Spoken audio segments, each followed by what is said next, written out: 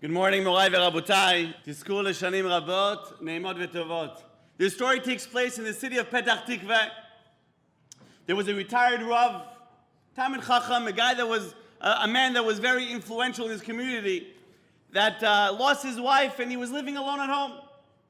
But Baruch Hashem, he had a very, very loving children and grandchildren.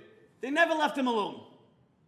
Yomam v'layla, every day there was someone at his side, tending to his needs, food, clothes, walking, shopping, whatever it may be. And what happens is, he was a relatively healthy individual, didn't need any nursing homes or hospital stay, he was at home. And one day while one of his grandchildren was sitting and learning at home with the grandfather, he starts gasping for air. And the grandchild sees that the grandfather needs some medical attention. He wants to run to his aide, gets a phone, but the grandfather is saying, "Come here." He's calling the grandchild. Let's just call him Shimon. "Shimon, come over here." And Shimon approaches his grandfather, he's like, Saba, what's happening?" He says, "Shimon," he's gasping for air, "Shimon, do me a favor. Get me the tickets for the belly dancing show with the Filipino girls." And the grandson hears, he's like, "Saba, what did you just say?" And he can't talk anymore. He's gasping for air. The grandson runs, gets a phone, calls the tzala. But before you know it, parcha nishmato, he returned his soul to his creator. You can just imagine the trauma, the confusion. A, you see your grandfather pass away before your eyes. And B, not Kriya Shema, not Vidui, but he's asking for tickets for a belly dancing show. Hashem Yirachim. This kid is absolutely confused. He's traumatized. Comes along the Levaya, everyone's standing there. What a chashve Rav. Yomam v'layla learning Torah. Chesed, Rav Pa'alim. And the grandson is thinking, blah, blah, blah, blah. If they only knew who he really was. If they only knew what his last request was. And this is what happened, Be'emet. The first day of the Shiva, second day of the Shiva. Eventually he went to his Rabbi. He says, "Rabbi, I have to tell you what happened before my grandfather died." And the Rabbi's excited. "Let me hear, what kind of Sodot Torah, what did he reveal to you? Well, what was he revealing to you before his nifter?" He says, "Rabbi, don't think anything major happened here. My grandfather was gasping for air and he tells me to get him tickets for a certain priestly show that was apparently taking place." The Rabbi hears this and he takes his Talmid's hand. He starts giving a little stroke in their hand and he says, "What happened, forget about it. Don't be Moitzi Laz Alames. He probably lost his mind. Forget it ever happened. Chas v'shalom for you to talk to anyone about this." The Talmud said, "Rabbi, no problem." But he walked out thinking, yeah, rabbis covering up for rabbis. Forget about it. That's what he's asking for before his nifter. And you tell me to forget about it? Beseder, third day of the Shiva, everyone's praising him. Talmid Chacham, Goyin Adir, Bal Chesed, Tzedakah, the whole 9 yards, and the grandson is eating himself up. He mentioned it to a few other people, but no one could answer. Just keep it quiet, forget about it. He lost his mind. One day, a group of elderly people walk in. People that knew the grandfather, the nifter, from many years earlier. Each one tells over his story. And then one of them tells the family, "I want to share with you an amazing thing that happened 4 or 5 decades ago. When the nifter was a young Rav in the community, there was posters all over town that there'll be a certain show of female dancers from the Philippines. All over town.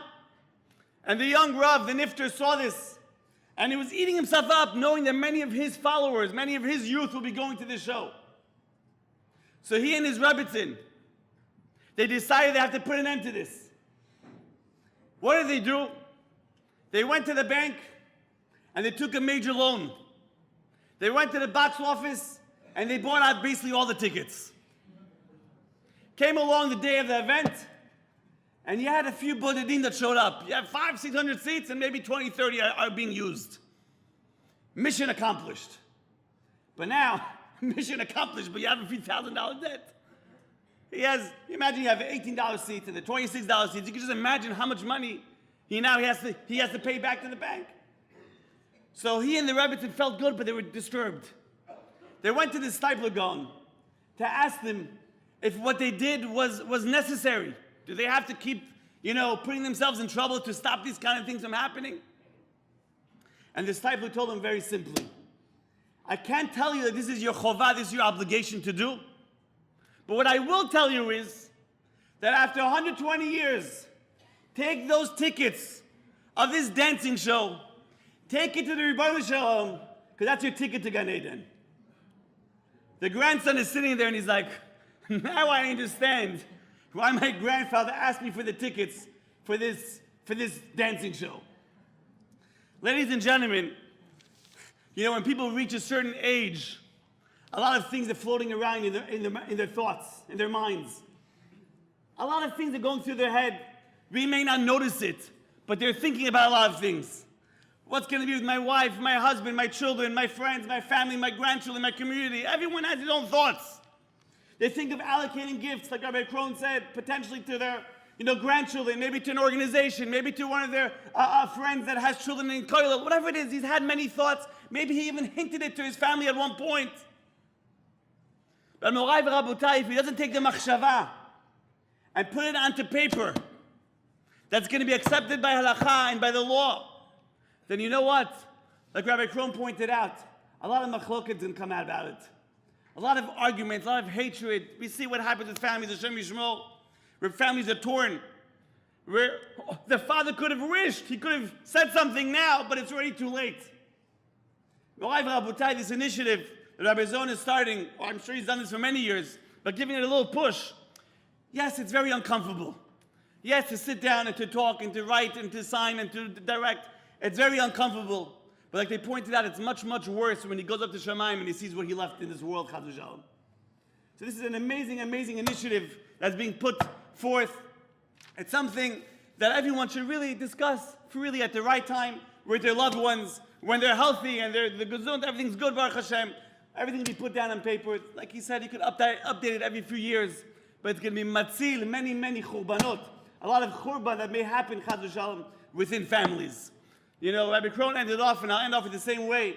Halavai, everything that Rabbi Zon will be talking about today, whether it's about these wills, about autopsies that are going on, Hashem Yirachem, whether it's about all the different things that are cremations, Rahman al-Zan. Hopefully everything we talk today should be a bracha levatala.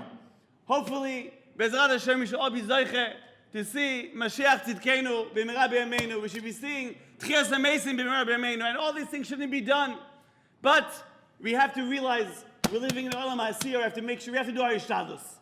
So Bezrat Hashem, if everyone could follow up, Rabbi Zon will talk about this right now, and take these documents, fill it out with your loved ones, and we should only hear be'emes that when a person is nifter from this world, that he leaves shalom in this world, not chas v'shalom, b'chalkis amongst family members. Yeratzon we should all be zochelik, we said, to see the b'yad tzaddik, b'mira b'yameinu, amen ve'amen.